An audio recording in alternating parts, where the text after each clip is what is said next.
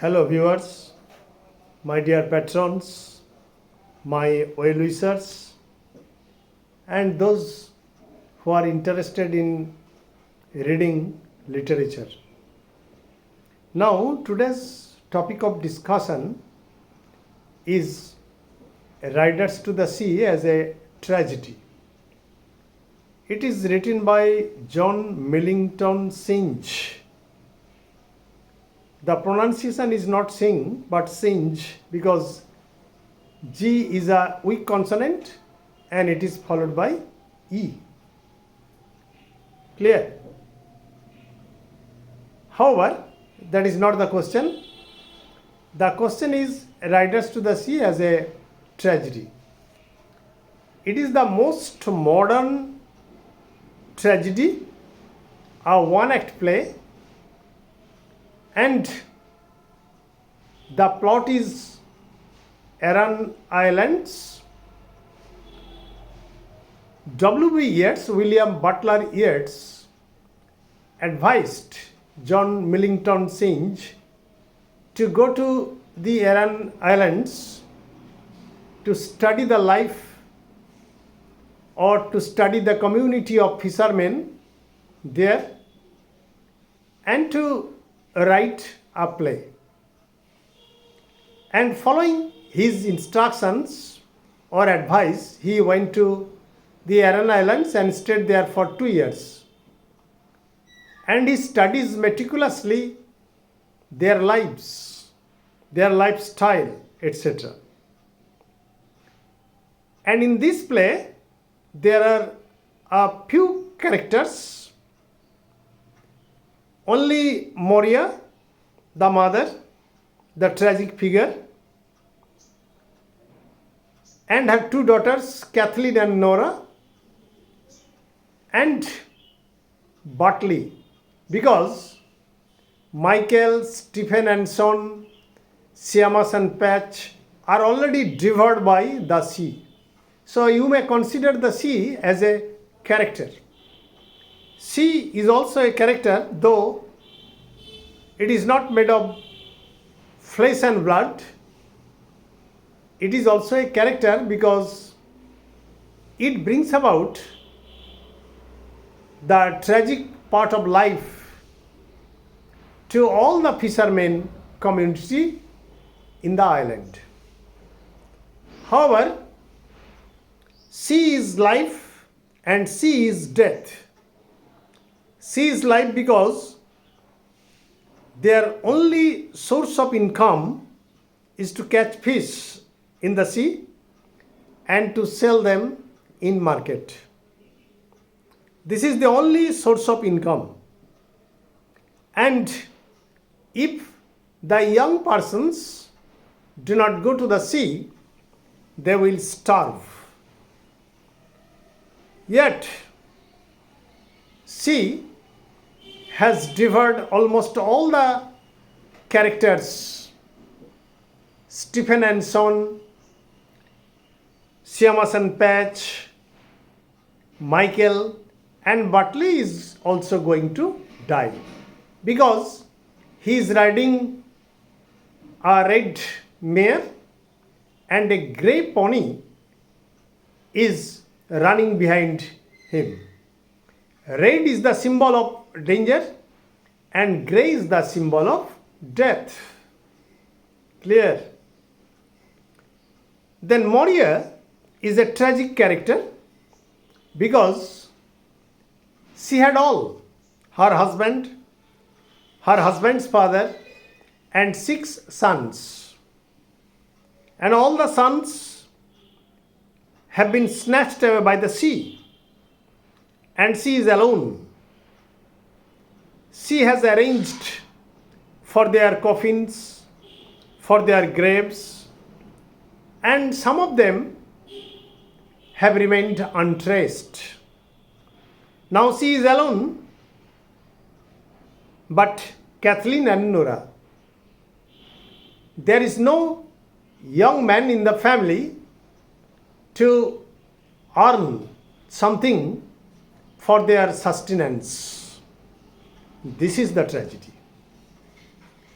And the most tragic event is that she is completely alone, and all the burials have been dug in front of her.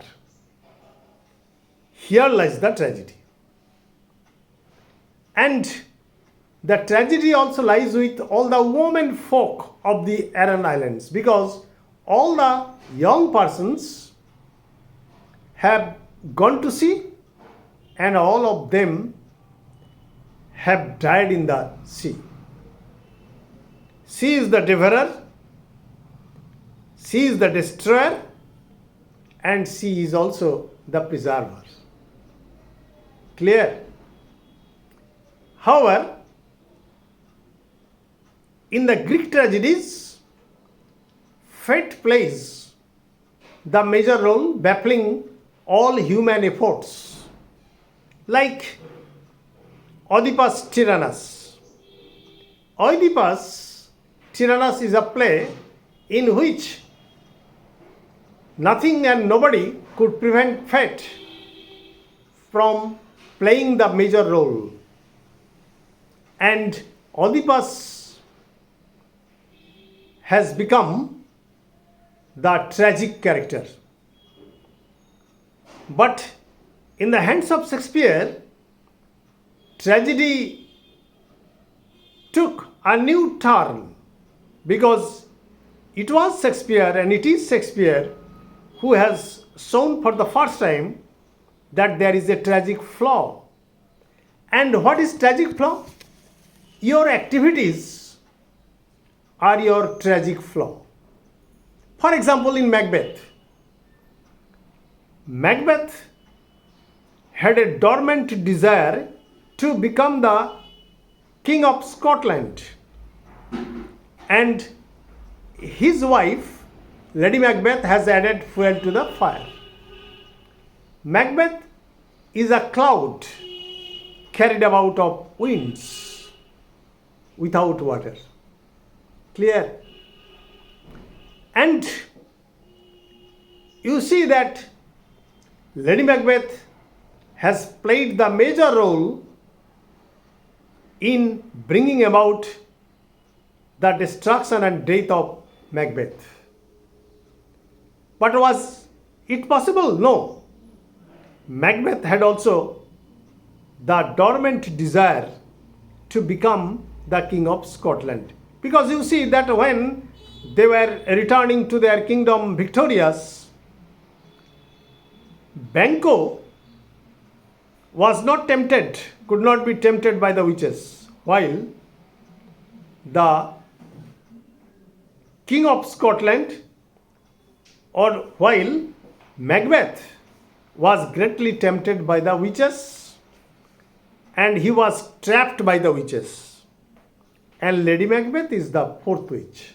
However, Riders to the Sea is the most modern tragedy in which neither tragic flaw nor fate has played any role in bringing about the tragedy of Maurya, the mother. Maurya becomes the universal mother because she has uttered the sentence, "Nobody lives forever." And they must accept their fate.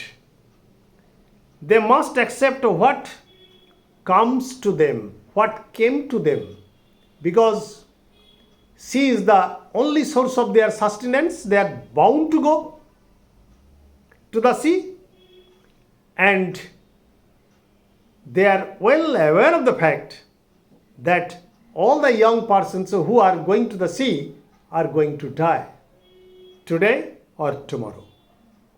This is the tragedy of Maurya. Thanking all of you.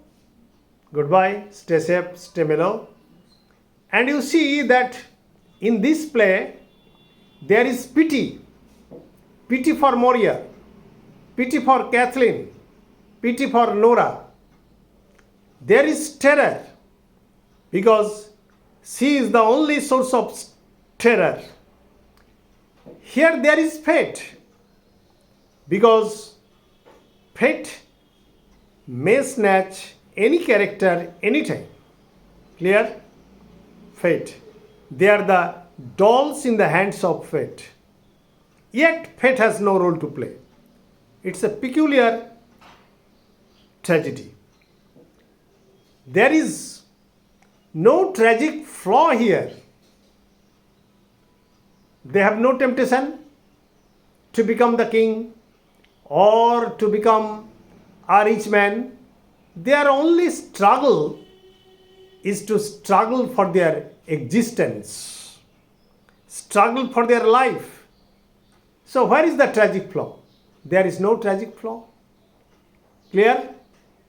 So I am able to make a difference between Greek tragedy and Shakespearean tragedy, and between Shakespearean tragedy and the most modern tragedy, Riders to the Sea. Thanking all of you. Listen to the video very carefully, try to understand, read the tragedy Riders to the Sea, and try to understand the characters, try to understand their agony, try to understand their pain, their mental pain, and concept of modern tragedy. Subscribe, please.